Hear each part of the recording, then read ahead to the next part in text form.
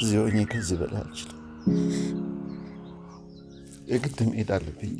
መሸሽ እኮ መፍትሄ ሆኖ አያውቅም። መፍትሄ የሚሆነው ችግርን አብረን መጋፈጥ ነው።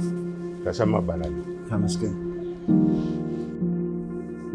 እናንተ ይህን ሁሉ ለምን እንደማደርግን ታውቃላችሁ? ሴት የሚባል ስለምጠላ፣ ልበቀላችሁ ስለምፈልግ። ምን ላድርግ?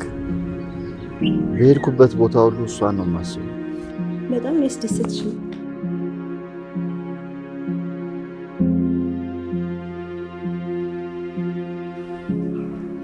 ምንም እኮ የሚረባ ትዳር የላትም። ትዳር ደግሞ ያለ ፍቅር ምን ዋጋ አለው? በዛ ላይ ባሏ ምን እንደሚያደርግ ነግሬሽ የለ እንዴ?